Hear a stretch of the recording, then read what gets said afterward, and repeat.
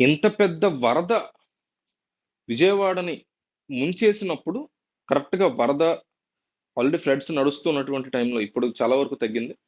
ఆ రోజు Chandrababu Naidu AP CM Chandrababu ఒక మాట అన్నారు. ఏంటంటే, "కరకట్టల మీద కూడా నేను పోలీసుల్ని పెట్టాను చూడండి" అని చూపించారాయన. కరకట్టల మీద కూడా నేను పోలీసుల్ని పెట్టాను చూడండి. ఎందుకో తెలుసా? కరకట్టలని కొట్టేసేటువంటి దుర్మార్గులున్నారు. అలా గనక కొట్టేస్తే అవతల ఉన్నటువంటి ఊళ్ళు, గ్రామాలు ఎగిరిపోతాయి. కృష్ణా రివర్ కరకట్ట కొట్టేస్తే ఏమవుతది? అది రివర్ ఊళ్ళోకెళ్ళిపోద్ది. రివర్ ఊళ్ళోకెళ్తే ఈ ఊరేం పనికొస్తది? ఊరు మొత్తం చుట్టేస్తది. ఊరంతా సముద్రంలో కలిసిపోద్ది, లేదా నదిలో కలిసిపోద్ది. అట్లాంటి సిట్యుయేషన్స్ కూడా ఉంటాయి. అట్లాంటి దుర్మార్గులు గూడా ఉంటారు అనేసి మాట్లాడారు. ఆయన మాట్లాడిన కొన్ని గంటలకే ప్రకాశం బ్యారేజ్ కరెక్ట్‌గా ఎవరో షార్ప్‌గా గురి చూసి కొట్టినట్టు 3 బోట్‌లొచ్చి ఢమేలని 3 గేట్లకి 3 గేట్లు 3 బోట్లు కరెక్ట్‌గా 3 గేట్లకొచ్చి ఢమ్మని తగిలి గేట్లు ఇరిగిపోయిన పరిస్థితి. అంటే వాటర్ ఫ్లో పెరిగిపోతుంది. ఒకసారిగా గేట్లు మీకు ఇరిగిపోయినాయంటే అన్ని గేట్లు గనక ఇరిగిపోయి ఉంటే ఫ్లో కంట్రోల్ చేయలేం కదా! The whole point of barrage.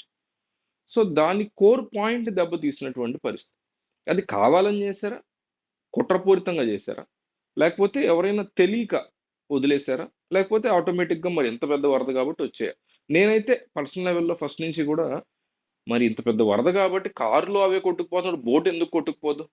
భారీ బోట్‌కైనా, చిన్న బోటైనా ఇంత పెద్ద వరదొస్తున్నప్పుడు బోట్ కొట్టుకుపోవడం అది మ్యాటర్ కాదు. కార్లు, మనుషులు ఎయిర్‌లే కొట్టుకుపోతుంటే ఎందుకు కొట్టుకుపోతే పోయిద్ది తగిలిందని అనుకున్నా.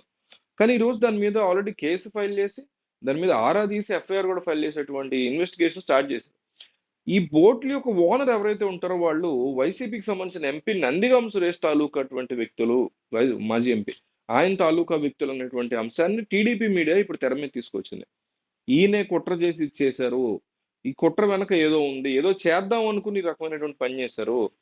ఏదైతే కృష్ణా నదిని డ్రెడ్జింగ్ చేసి ఇసుకని బయటికి తీస్తారో, ఫస్ట్ ఆఫ్ ఆల్ ఇసుక అనేది ఓన్లీ బెడ్‌లో కాకుండా లోపల నుంచి కూడా డ్రెడ్జింగ్ చేసి ఇసుకని తీస్తారు. అట్లా తీసేటువంటి బోట్‌లో భాగంగా ఈ బోట్‌లున్నాయి. ఈ బోట్‌లు ఎవరివయ్యా అంటే నందిగాం సురేష్‌కి అసోసియేట్‌గా ఉండేటువంటి ఒక వ్యక్తివి ఈ బోట్‌లు అనేసి టీడీపీ మీడియా చాలా స్ట్రాంగ్‌గా, పర్ఫెక్ట్‌గా ఒక కాన్ఫిడెన్స్‌తో చెప్తోంది. ఇంకా ప్రూవ్ అవ్వాల్సుంది. మరి జస్ట్ ఎలిగేషన్స్ మాత్రమే.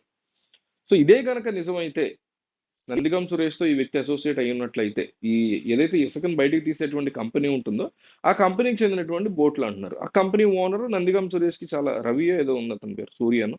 అతను నందిగం సురేష్‌కి అత్యంత క్లోజ్ అయినటువంటి వ్యక్తి అని చెప్తున్నారు. ఇదే గనక నిజమైతే మాత్రం అసలు ఇది ఒక జనం ఈయనని గాదు ఎవరు చేసినా ఒకవేళ చేసుంటే ప్రూవ్ అయితే సంగతి. ప్రూవ్ అయితే చెప్తున్నా.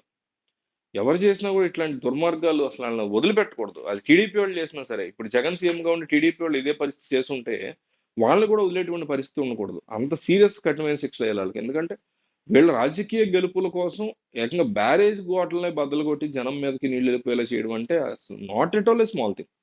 వాళ్ళని పొరపాటున కూడా క్షమించకూడదు అట్లాంటోళ్ళని. ఈయన చేశారు నేను అంటలే. ఎగ్జాంపుల్ చెప్తున్నా. అట్లా టీడీపీ వాళ్ళు చేసినా, జనసేన వాళ్ళు చేసినా, ఎవరు చేసినా మీలాంటోడు, నాలాంటోడు చేసినా వదిలే ప్రసక్తి ఉండకూడదు అలాంటోళ్ళని.